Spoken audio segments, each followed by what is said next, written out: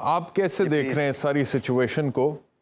अब law ministry की तरफ से जो चला गया जवाब सदर ममलिकत को, उन्होंने तो कह दिया जी कि इलेक्शन कमीशन ने ही डेट देनी है। इलेक्शन कमीशन कह चुका है कि जी 4 महीने तकरीबन लग जाएंगे नई मरदमशुमारी में। पीएमएलएन खुद कह रही है फरवरी तक होंगे, यानी कि पीएमएलएन भी ये चाहती है कि 90 दिन के अंदर इंतखाबात ना हो क्योंकि उन्हें सूट करता है।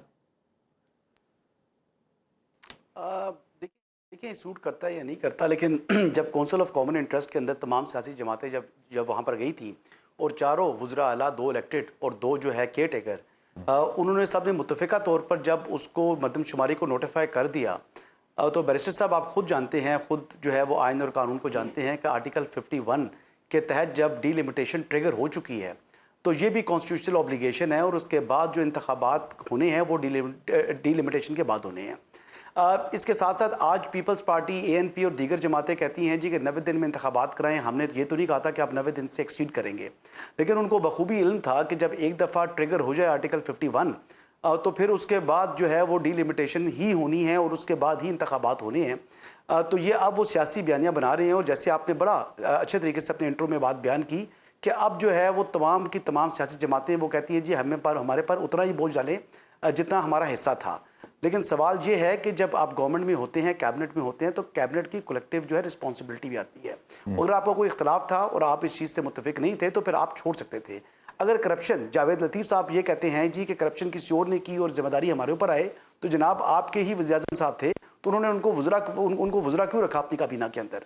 तो ये चंद बातें हैं जो कि कड़वा सच है, जो किसी को शायद पसंद नहीं आएगा, किसी भी सियासी जमात को, लेकिन ये हकीकत है।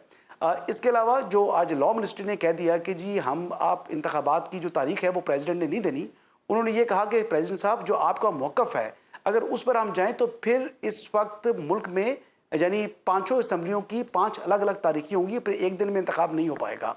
उन्होंने यही प्रेसिडेंट साहब को बताया कि आर्टिकल 48 का जो सब क्लॉज 5 है उसके तहत आपका रोल तभी बनता है जब कोई भी शख्स जो है वो जो रुकने असम्बली हो और वो लीडर ऑफ द हाउस का जो है वो क्या उसे कहते हैं मुंतखब ना हो सके।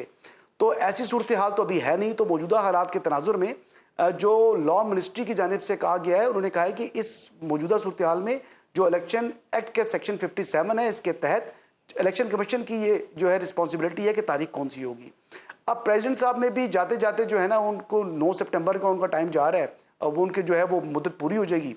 तो अब वो चाहते हैं कि जी मैं उससे पहले कुछ करूं, क्योंकि जो इतलात मौसूल हो रही हैं कि प्रेसिडेंट साहब का जो ऐवान सदर है उसमें दिल नहीं लगेगा और फिर वो जो खुद ही जो है यहाँ से अलहदगी इख्तियार करेंगे, गो कि he can continue till the appointment और till the election of next president. लेकिन उन्होंने रहना नहीं है, वो इस्तीफ़ा देने का उनके अज़ाइम है।